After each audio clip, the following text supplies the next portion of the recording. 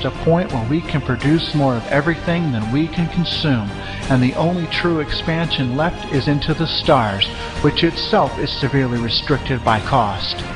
In the monetary system, money, or debt, is the lifeblood of the system, and therefore it is necessary to continuously create new debt to validate the existing debt.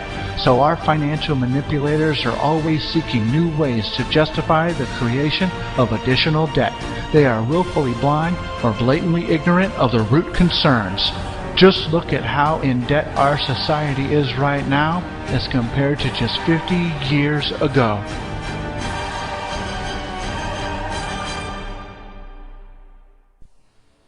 It's important to notice that it was around 1980 when the debt started to skyrocket, which coincides perfectly with the fact that this was also the time when technology started to seriously expand, giving humanity the ability to make life better for everyone, if the technology would be used that way.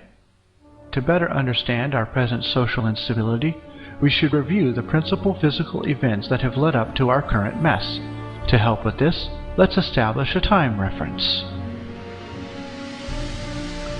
The two dates shown aren't specifically important, but just separate the timeline into three distinct regions. Now let's start adding vital information that will help you understand how we got to where we are in today's world. Prior to 1800, the world was a low-energy society. Why? Because throughout all recorded history before this time, the primary energy conversion machine for doing work was the human being, and a healthy human can only produce about 0.1 horsepower. In comparison, a washing machine motor is more powerful, averaging 0.5 horsepower. Regardless of this low power number, 98% of all work done during this time was a result of human labor, because humanity had not yet developed advanced technology to do the work for them. The other 2% came from sources outside of human muscle, which we will call non-human energy. The sources of this energy came from animals, like horses and oxen, and crude technology like windmills and water wheels.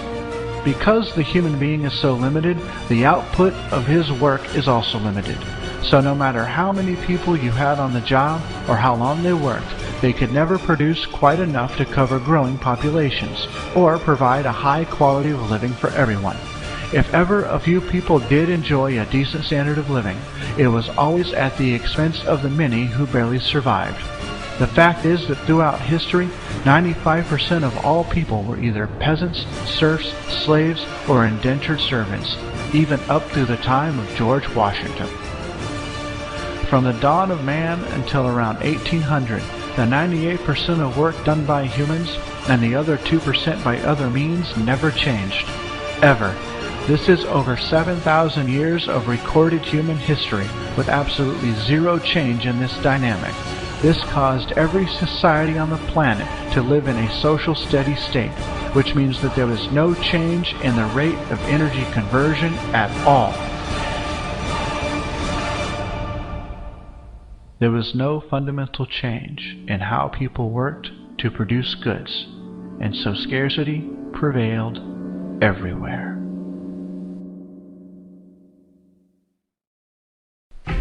Now, just prior to the year 1800, a very significant event occurred.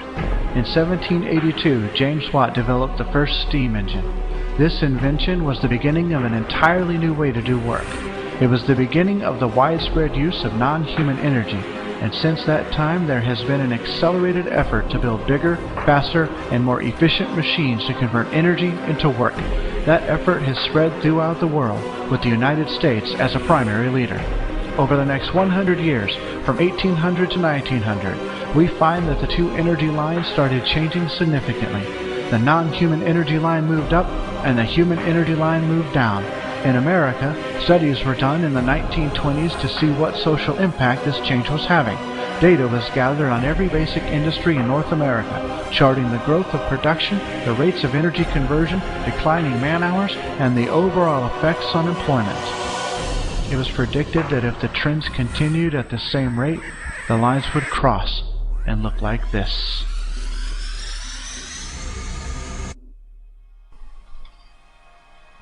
Humanity was evolving from a low-energy society to a high-energy society as the two lines switched places. This new condition is the exact opposite of what had occurred all throughout recorded history, and that is no small change. The issues addressed in this video up to this point should make that perfectly clear by now, that the monetary system, born of agrarian culture, with hand tools, human perspiration, and all of its scarcity values, is incapable of managing affairs in a high-energy, technologically advanced civilization. Politics doesn't matter. Forms of government don't matter. Culture doesn't matter. The shared economic system of the world is what matters, and that's what needs to change. But before you move to the answer, let's make something perfectly clear. The monetary system is not bad. It is simply outdated. It used to be good. It used to work. It was the best option for thousands of years, and specifically over the past 200 years, it has helped influence amazing growth in the capabilities of humanity. But times change. Most significantly, the advent of technology, the likes of which could have never been imagined 200 years ago.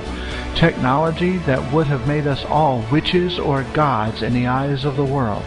And so the methods by which our world should work must also change. It is in the best interest of the whole human race, not separated by color, gender, faith, or lack of faith, to move on to a better system. Now, to find that answer, we must make a new approach, seek a new idea, and employ a new technique. The solution is a social system that is based on a scientific method that eradicates the monetary system in favor of a system that allows for the global resource management of the entire Earth. We must declare that the Earth and all its resources are the common heritage of the entire human race, and technology gives us the capability to properly and absolutely provide a high quality of life for every man, woman, and child on this planet. The solution is undeniably designed to benefit everyone on the planet, giving everyone the utmost freedoms of expression, thought, speech, and most importantly, life.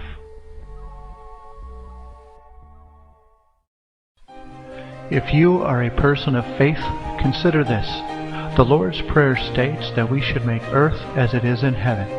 I do not think heaven uses money, or that God has a bank. Do you? We must eliminate the gap between the haves and the have-nots. We must ensure that a child born anywhere in the world has the freedom to pursue all positive paths.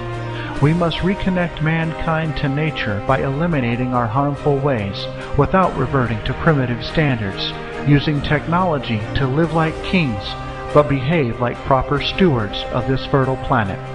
This video is but a first step in your understanding.